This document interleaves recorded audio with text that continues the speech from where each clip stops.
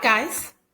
I was actually wanting to make this video because I want to walk you through the changes on the rubric by comparing the rubric that you know about the DBQ and the changes that were made to a new rubric for this test and this test only. So this week we're asking you to write a modified DBQ. So before you do that, I wanted to go through the different ways to earn points. Unlike before where you had a mix of different testing methods to create a cumulative grade, now you just have this one essay for all the marbles. So we want to help you earn as many points as possible. Side note, do not freak out. You will be fine. You will be fine. You're okay. Okay, so let's look at side by side of the two rubrics. Let's talk about the biggest difference first. So there's only 5 documents instead of 7. We've talked about that. Also, before you had approximately 1 hour, and now you have exactly 45 minutes. So what it meant by approximately 1 hour is, remember before this, you had an hour and 40 minutes to write both the LEQ and the DBQ, and you had to manage your own time, and you had to, stop yourself from writing one so that you had plenty of time to write the other. So that's why it's like approximately, they recommended an hour, right?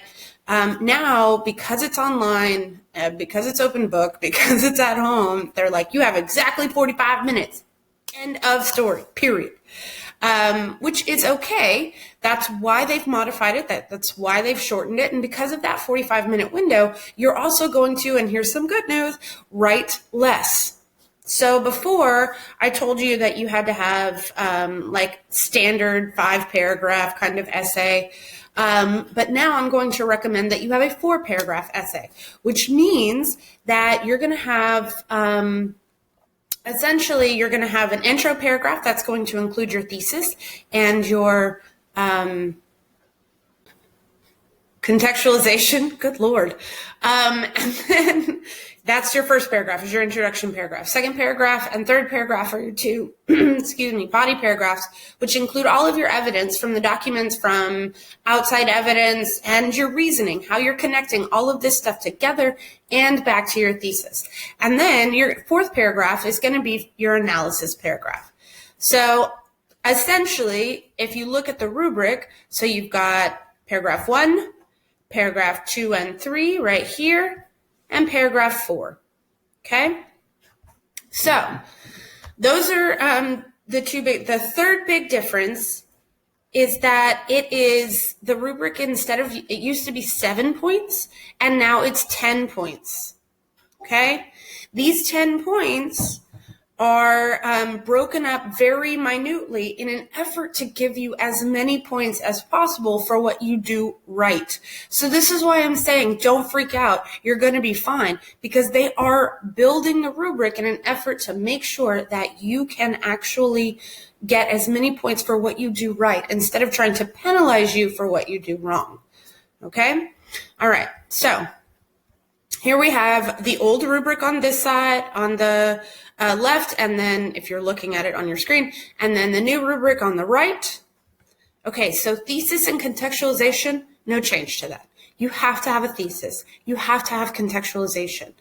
Your thesis needs to answer all parts of the prompt. It's 1 to 3 sentences. Contextualization needs to be 3 to 4 sentences and needs to set up the time period before your prompt. Okay, and that's 2 points in 1 paragraph. All right, 1 point for the thesis, 1 point for contextualization. So your introduction paragraph can be anywhere from 4 to, 7 sentences? See, even I'm getting used to this. Okay, so now before you used to get 3 points on the rubric for evidence, document evidence and evidence beyond the documents, and now you're getting 5 points. So they're trying to give you points wherever they can, which is awesome. Right? So now they've also reduced how many documents you have to use to get a point. So you get 1 of those 5 points if you just use the content of 2 of the documents to address the topic. You get 1 point that way. All right, so if you've done your thesis, you've answered all parts of the question, you've done your contextualization, and you use 2 documents, that's 3 of 10 points already. Boom, boom, boom. Very cool. Now, if you also use those 2 documents to support your argument, to support your thesis, to connect to your thesis, your argument, then you get another point. So now we're up to 4 points. Then it says you get 2 points if you support your argument with 4 documents. So my advice to you, because you always want to cover your bases, right, is to use all of the documents. That way, if you mess up on 1 or 2 of them, you've still got points for others. And you always want to connect your documents to your thesis, because if you use all of the documents and you connect, or at least attempt to connect, most likely you will get 4 documents that are supporting your thesis. And right there, you've earned 3 points. So now you're up to 5 out of 10. Okay?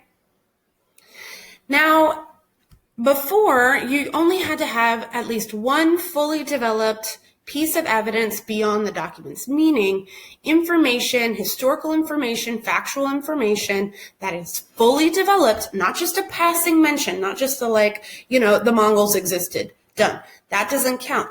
But if you fully explain a piece of evidence outside of what's presented in the document, then you got a point. Well, now you have the opportunity to earn 2 points. So if you have 2 pieces of fully developed evidence, then you get 2 points. Now here's where the whole open note aspect comes into play.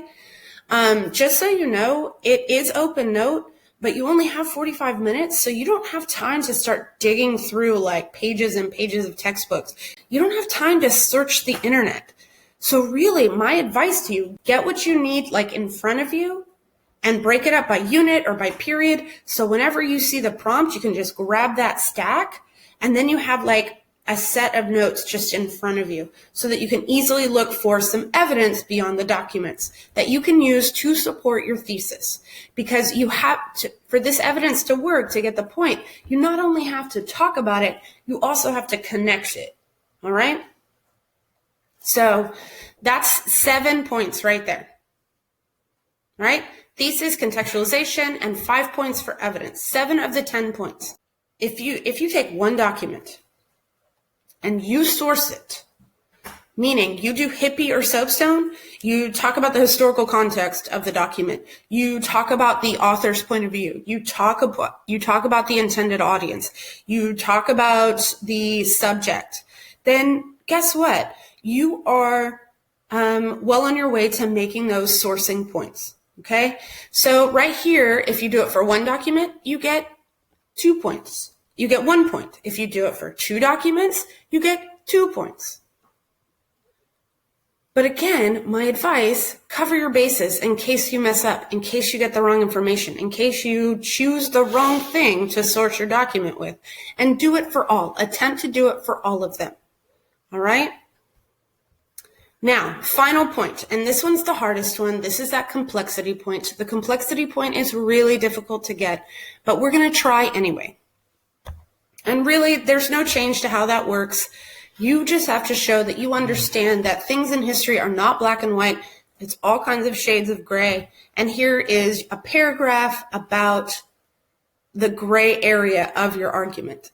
So you can talk about an opposing argument, you can modify your argument, you can talk about an exception to your argument, you can even talk about the opposite of the historical thinking skill. So this, if they're talking about a comparison essay and they ask you to talk about similarities in your analysis paragraph, you can talk about differences. If they're talking about causation, and they say to explain the effects of whatever, then you can take a paragraph and start talking about the causes of that whatever. Rubrics. Now we're going to ask you to write your own. There's some more help on the directions. We've broken it up into different parts to help you plan, because I really do advise you to use the time, at least some of that time, no more than 10 to 12 minutes, to plan your essay before you write. Don't just look at the documents and then go, okay, well, document 1 means this and document 2 means this. Don't do that. because that doesn't show that you can actually synthesize that information. And this is why they chose the DBQ. It's to make sure that you are able to synthesize that information. All right? Okay, hope this helps. Bye.